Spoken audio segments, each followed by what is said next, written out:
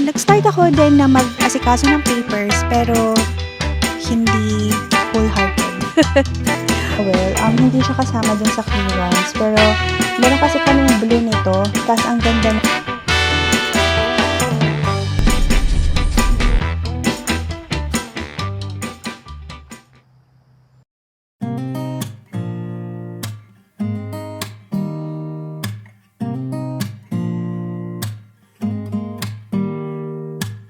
Don't need someone to save me, no, and don't come running to blame me.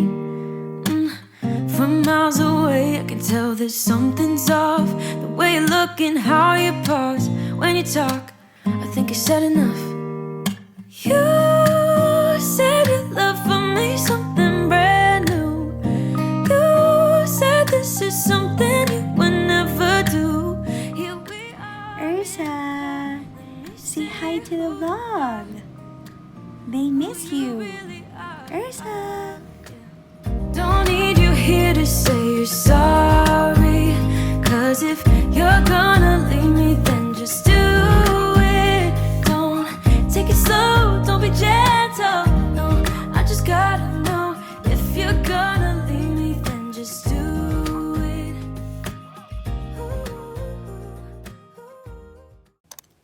At nakarating din kami dito sa Walmart. Malayo to sa bahay namin, kaya minsan lang kami pumunta dyan. Kaya pag namili kami, talagang sinusulit na namin. Nung first time kong makarating dito sa Walmart, nalula ako sa sobrang laki niya. Pero sabi ng ibang mga nakilala ko, meron pa palang ibang mga Walmart na mas malaki pa.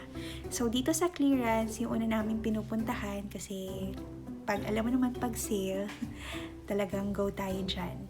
At may mga fall decorations na din sila, pero hindi ako namimili ng decors dyan kasi namamahalan ako. Doon lang ako sa mga dollar store kasi ilang buwan lang namang gagamitin. So dito makikita nyo na nagtitingin kami or nagtitingin ako ng mga laptop ganyan, although hindi naman ako bibili. Tapos hindi ko rin alam kung anong ginagawa ko dyan. Basta nagtry lang ako mag-set up ng camera. Yan. So guys, gusto ko lang ipakita sa inyo kung ano yung mga pinamili namin sa Walmart. Pasensya na if hindi ako nakapagkuha ng madaming videos doon kasi hindi pa ako marunong mag-multitask. Alam mo yun, yung mamimili ka, magbabayad ka, tapos mag-setup ng camera habang pumipili. So, yun pa yung mga kailangan kong pag-aralan. Kaya, pasensya na, please bear with me. So, gusto kong ipakita sa inyo itong nasa clearance area kanina. Kasi wala kami masyadong kobre kama. Kaya, nung nakita namin to, tas ang ganda pa ng color niya, meron lang konting dumi dun sa gilid, pero carry bells na yan. Makukuha naman yan sa laba. So, nasa $26 siya. Hindi ko alam kung magkano siya before. Kaya hindi ko alam kung magkano yung natipid namin. So, king size siya kasi king size, syempre, yung kama namin. So, gusto ko yung color niya. And then, this one also, I like. Especially yung color niya, no? Kasi, syempre, mag-winter na. Pag winter kasi, it's more of green, white, and red. Yan. So, bagay na bagay siya for winter. Tapos, yung color niya din is parang maganda din for fall. Kaya excited ako na gamitin yan. Ano yan guys ang kasama dito na set is, nakalagay, 1 flat sheet, 1 fitted sheet, and also 2 pillowcases. Nalulungkot nga ako kasi bakit usually dalawa lang yung binibigay nila na, or yung kasama sa set na pillowcases. Kaya, bumili ako ng additional pa na 2, no? Nasa ano din siya, naka-clearance din siya. So, for $11. So, kasama yan ng red. Wala akong makita na pillowcase for this blue. Kaya, sabi ko, parang okay naman to na partner niya. Sana. Yan. So, aside from that, guys, natuwa din ako kasi meron ng mga naka-display na pang fall decoration. So, ito, gusto ko itong ilagay dito sa kusina plus this one. Dapat nga pupunta pa kami ng Marshalls, pero ang aga namin na natapos sa Walmart, hindi pa open yung Marshalls. Gusto ko sanang bumili ng fall decorations doon kasi meron akong $20 off. So, aside from that, bumili din ako ng towel. Hindi siya kasama dun sa clearance, pero meron kasi kaming blue nito, tas ang ganda ng ano niya, ang soft, tas makapal, soft na makapal. White, wala na ibang color, so hindi naman to white, parang cream. So yun yung kinuha ko. Para sa mga bisita to, if ever magkakaroon kami ng bisita. So yung iba, parang hindi naman siya masyadong highlight, no, mga ano lang naman yan, yung pang kitchen, disinfecting wipes. Tsaka ito, mahilig kasi kaming gumawa ng chicken wings. Tapos ang flavor is garlic parmesan. So, yan, bumili na ako ng malaki. Dati na ano kami nito, hindi kami masyadong gumagamit kaya parang nasira siya. Pero ngayon, as in, palagi kami gumagawa ng chicken wings. Kaya, yan, malaki na yung binili ko. Tapos, isa pang reason ba't kami pumunta doon is kimchi. Dapat gagawa kami ng sarili naming kimchi. Pero, wala silang napa-cabbage. Pupunta pa kami ng Wegmans para bumili noon.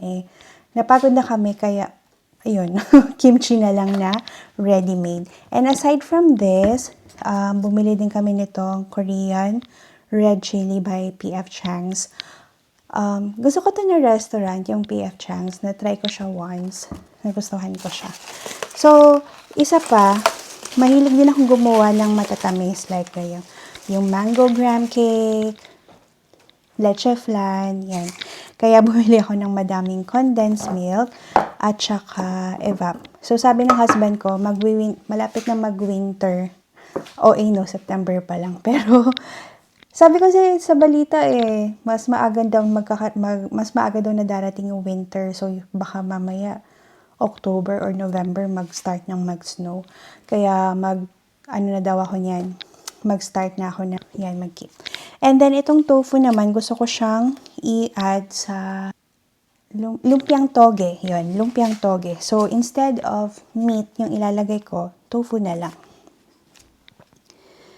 Okay, and then, strawberry, yung husband ko yung nito, bumili. Lemon, cucumber, tomato, and lettuce. Wow, healthy yarn. Kasi, nagbabala kami na wag munang mag-rice. Sobrang rice is life kasi kaming dalawa. So, instead na maggulay-gulay muna kami. Tapos, bread, brown sugar, ano pa ba? Yun lang naman. Tapos, hanger, kasi lagi kami nauubusan ng hanger. Ito pa yung gusto kong laging binibili sa Walmart. Yung 60 pieces na egg. Nasa, $13. Yan. Dati guys, umabot yan ng parang 20 something. Grabeng mahal nung time na yun. Buti na lang bumaba na ulit siya. So, aside from that, mahilig din kasi kami kumain ng ramen. Ewan ko, minsan nagka-crave kami ng ramen. Lalo na pag nanonood kami ng K-drama, parang sarap-sarap kasi ng kain nila. So, yun. Yun lang. Tapos ito, guys, yung Knorr. Lagi walang pork. So, beef lang at saka chicken yung nabili namin. Kaya, so sad, but another one is, nagtatry din kami na mag-switch na virgin olive oil. Ayun. Yun lang naman. Don't need you here to say you're sorry. 'Cause if you're gonna leave me, then just do it. Don't take it slow, don't be gentle. No, I just gotta know if you're gonna leave me, then just do it.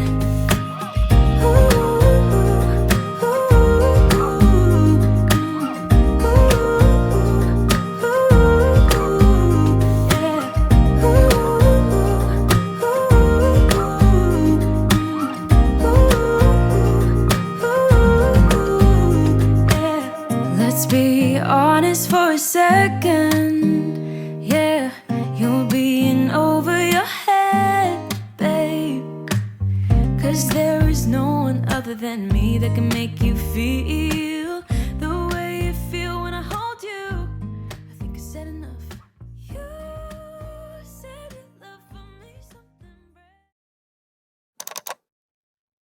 Wanna be free of this heart, yeah. Wanna feel your arms around me. I need you more, need you here, more than I would like to admit. Let's forget about tomorrow, yeah. Should I hide away forever? Should I close my eyes and never again hold you tight, call you mine, think about you every time I remember that it's over, yeah. You never break, you never lie, you never ever scared of the dark. So why am I the one who cries? I'm so afraid to be left behind. I think about you a lot. It's almost like Kailangan mga tayong date. Kailangan mo siyang tanggalin. Oh, sige. Tama na.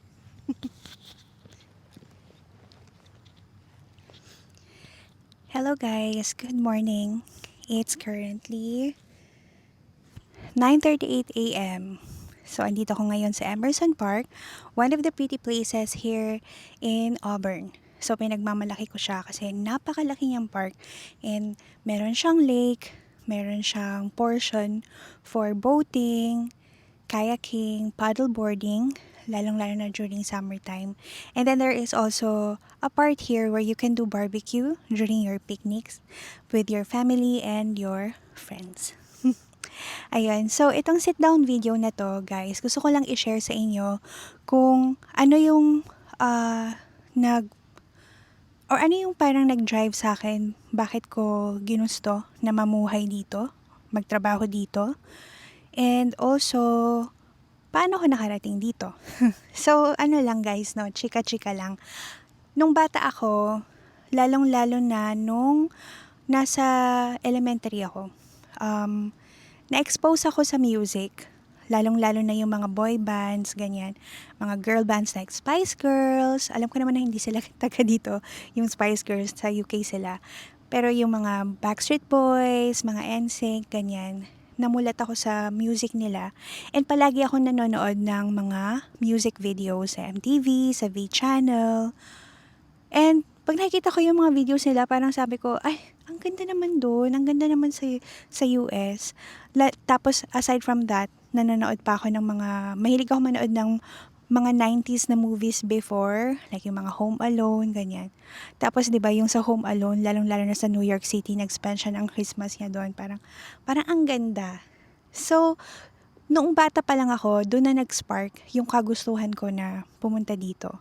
Pero nawala siya nung nag-high school ako, nag-college ako, syempre, na focus ako sa school, sa mga activities, sa buhay.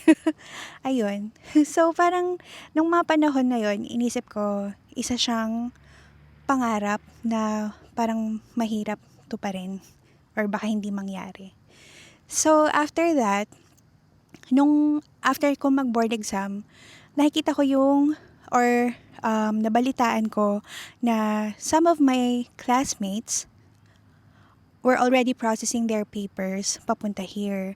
So, nagto-TOEFL na sila, nagsisipag-exam na sila ng NPTE, ganyan. So, nag-start ako din na mag-asikaso ng papers, pero hindi wholehearted. Parang ano lang, kung kailan ko magustuhan na pumasok sa mga review, ganun lang. So, siguro that time kasi wala pa akong confidence. Hindi ako confident pa na mag-English. Hindi ako confident na mag-take ng NPTE. Parang walang structure kasi. So, sabi ko, hindi ako makakapasa pag parang feeling ko hindi ako makakapasa, parang ganun. So, nag-focus ako sa teaching, and I'm very grateful for that because through my teaching experience, I was able to acquire knowledge regarding the academic part or the theoretical part. So, nahirapan din naman ako during the review, pero kahit pa paano meron na akong background, no, sa testing skills. Kaya yun. After ilang years, nag-take na din ako ng NPTE and also ng TOEFL. So, nung time na yun, parang feeling ko ang galing ko mag-English. Kasi, yun, isa siya sa requirement kasi eh. So, after that, paano ako nakarating dito? It's through an agency. And this is my agency. So if you want to know more about them, they are very active in any social media platforms, especially in Facebook. So, yun, sila ang tumulong sa akin para makapunta dito. And so far, I have a very good experience with them. Because they placed me in a very nice town. Di masyadong nakaka-pressure, unlike in the New York City. And yun, parang medyo nagagamay ko na yung buhay dito. So, ano lang din, no, gusto ko lang idagdag na it was not an easy process. It took me 7 years para lang makarating dito. Kasi lahat na siguro ng, hindi naman sabihing malas, but challenges. Most of the challenges na pagdaanan ko, like pandemic, additional requirement, like taking a doctor of physical therapy. So, yun. Pero after all these years, andito na ako and very worth it. So, ayun, paano yung buhay dito sa US? And I must say na nagkaroon ako ng buhay dito. Unlike in the Philippines, parang puro work. Parang baliktad siya because a lot of Filipinos working here, they might say puro work sila dito. Tapos dun sa Philippines, merong time for, for other activities, more time to spend with your family, ganyan. Pero kasi dun sa Pilipinas,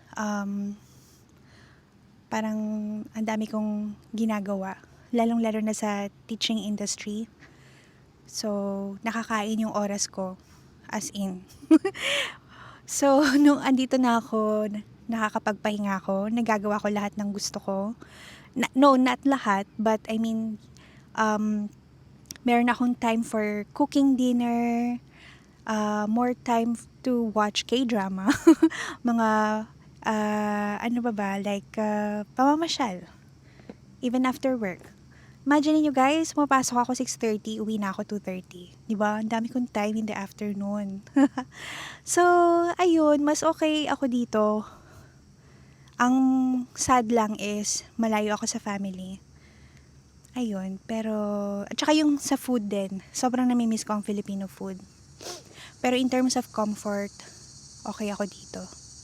Siyempre mahirap, lalong-lalo na pag nag-umpisa ka, na wala kaming bahay, wala kaming kotse, wala kaming kaibigan na malapit dito. Yung mga kaibigan ko, 5 hours from here pa. Or yung iba, nandun pa sa West Coast, sa Texas, nasa Washington. Kaya ang layo talaga nila. Pero, nagsusurvive naman kami kahit kami lang ng husband ko.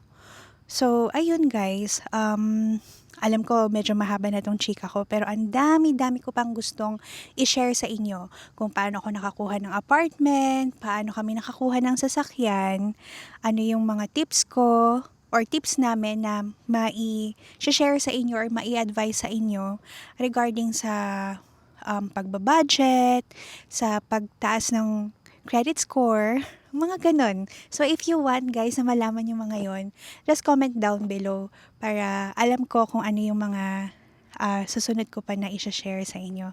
Pero so far, yun yung reason, no? Ano yung nag-drive sa akin para makapunta dito is yung dream ko talaga nung childhood. And ngayon, experience ko na siya at pwede na akong gumawa ng sarili kong music video. Pinagtitinginan ako ng mga tao dito, nahihiya na ako. Kaya, bye-bye na muna!